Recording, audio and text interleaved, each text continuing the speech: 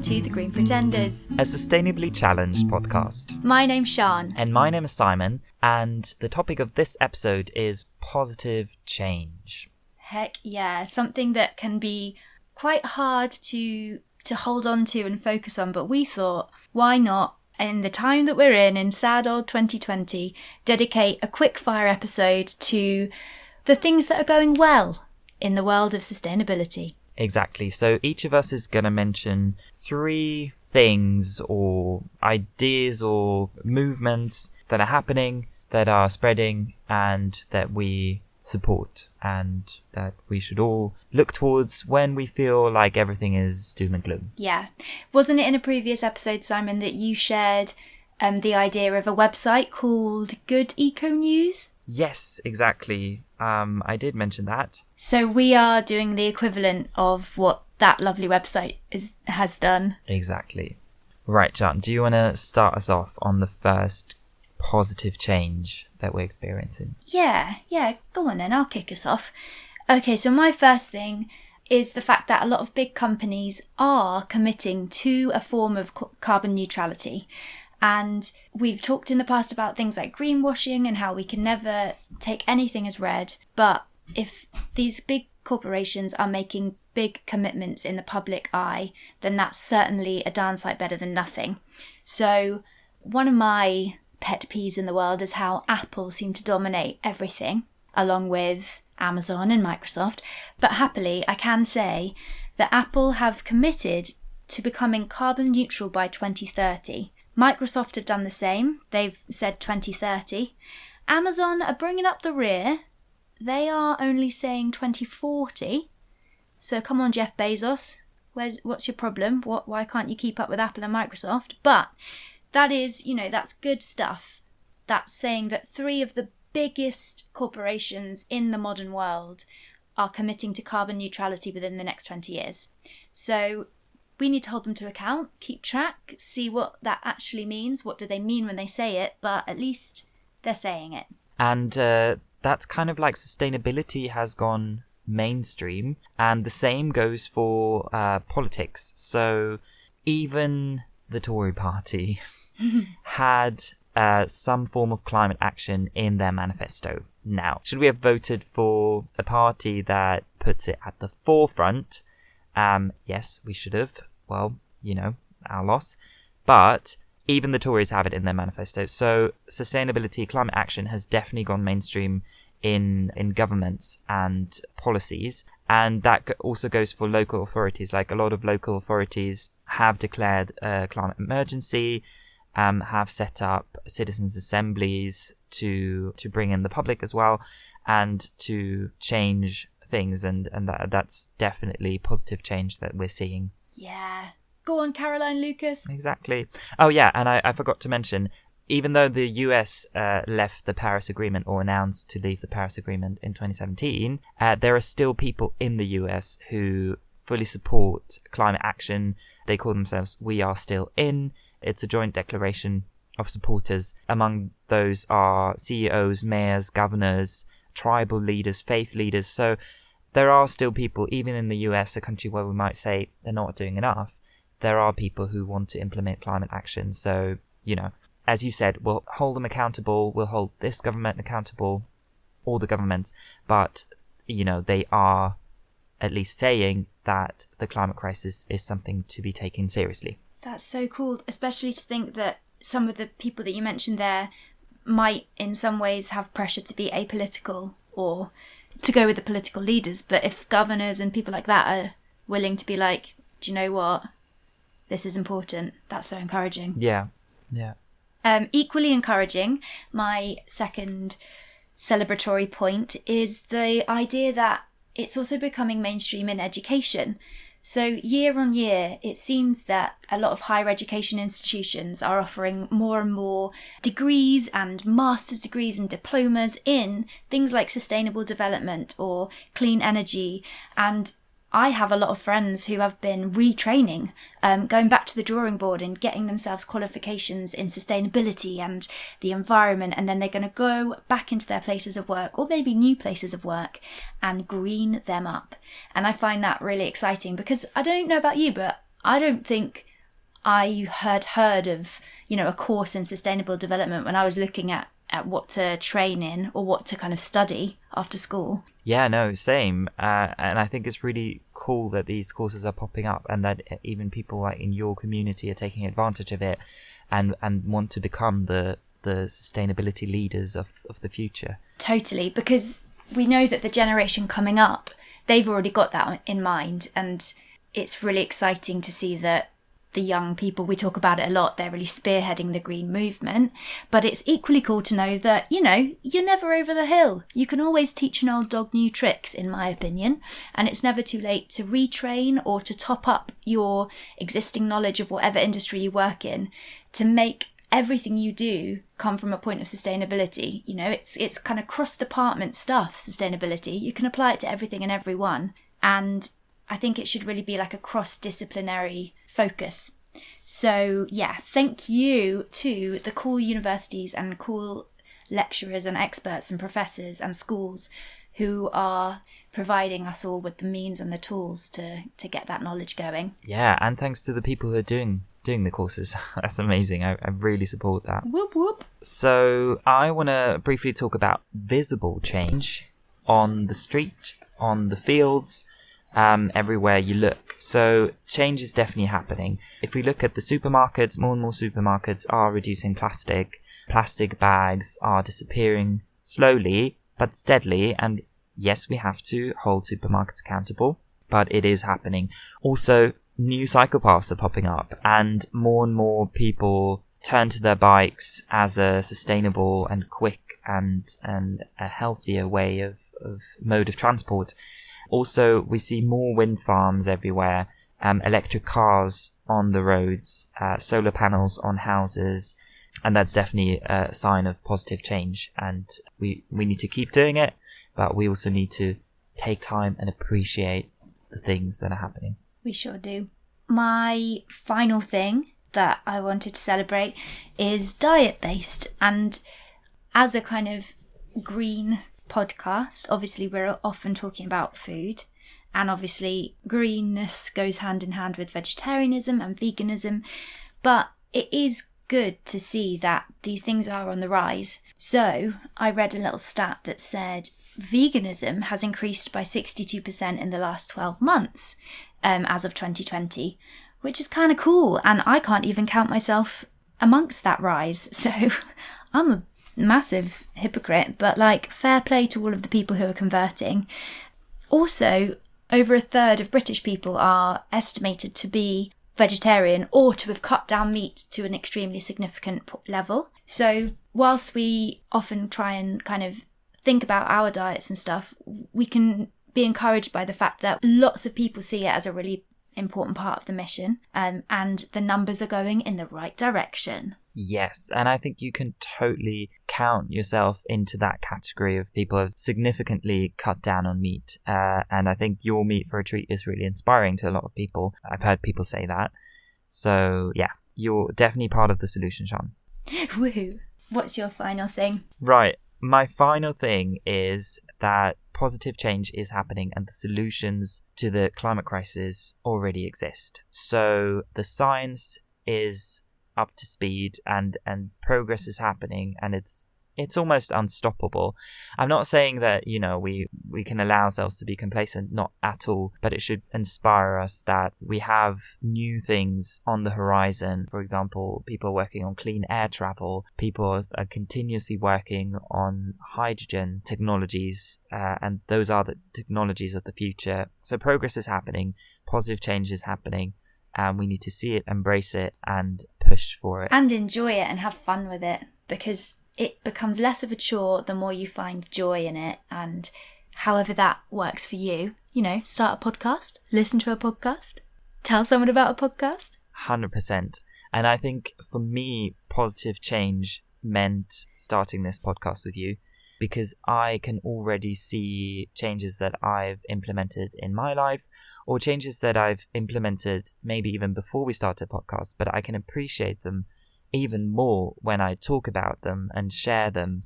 And you've definitely also opened my eyes towards so many things that maybe on my own I wouldn't have seen and I wouldn't have changed in my life. So 100%. There are always things that you can do, fun things that I really enjoy doing this. And at the same time, we're fighting the good fight. Completely. And I've tried to get into a habit as well of pinging off little emails after every episode we do, thinking of who I can like badger, whether that's a company or my local MP or whatever.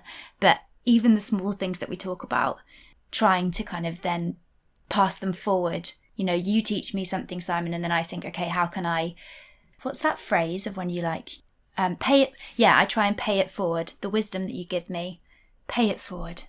So yeah, we wanted to do like a rattle through, quick, speedy little episode today, because obviously we're in a time where every time you open a news app, it's kind of hard to find any diamonds amongst the rough, let's just say. So rather than fill your ear holes with any sort of doom and gloom or any sort of pressure or guilt, we thought, you know what? We'll just give you some little positive tidbits. Exactly. An episode to kind of make you feel good. Kind of like a good hug. Yeah. That's what we're going to give you. Yeah, guys, if you're listening, we're reaching out to you. We're giving you a virtual hug. It's a big, squishy one, and it's full of hope for the future. Yes. And now we're going to ruin it with an eco-poop. Exactly. Because that's who we are. So every episode we do our eco-whoops and poops, which are things that are going really well, or maybe things that we wish were going better. So Simon, what's your eco-poop? My eco-poop is 2/3 empty planes.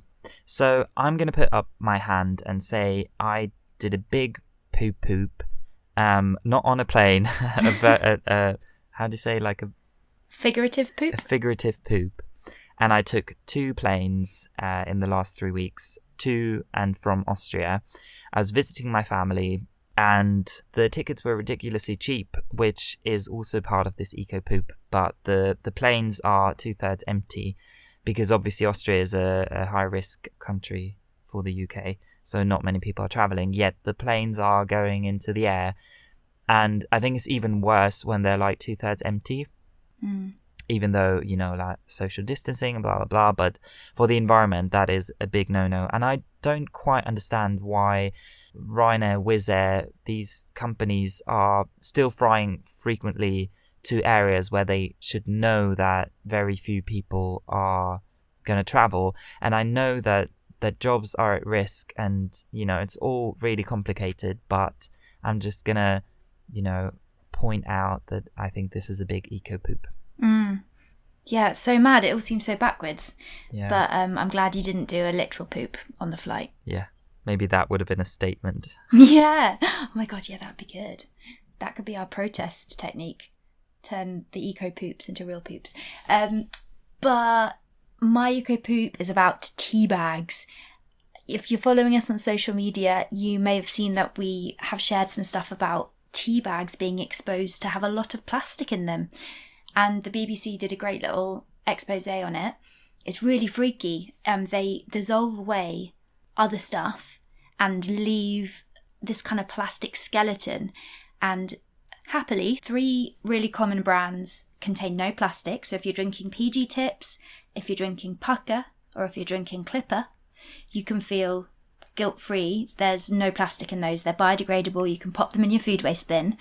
But, my friends, if you are drinking Yorkshire, Tetley, or Twinings, unfortunately, each tea bag that you use has a crazy non-biodegradable, non-recyclable plastic, like exoskeleton thing, and it just ends up looking like a little plastic bag. And that is just mad if you think about how many cups of tea we all drink every day. So the big eco poop, if I was going to go and do a protest poop, I'd do it in the offices of Yorkshire Tea, Tetley Tea and Twinings. Sort yourselves out, guys. That is outrageous, because also I drink Twinings tea. Used to, but I also threw it in the food waste bin. So that's a double poop. Oh God. Totally, because they're not going to openly admit it on their packaging. I guess they're not going to say, by the way, this contains loads of plastic, so put it in your rubbish bin. Tea bag. Yeah, there must be loads of people that would have thought that it was fine and fine to put in food waste. Yeah. 100%.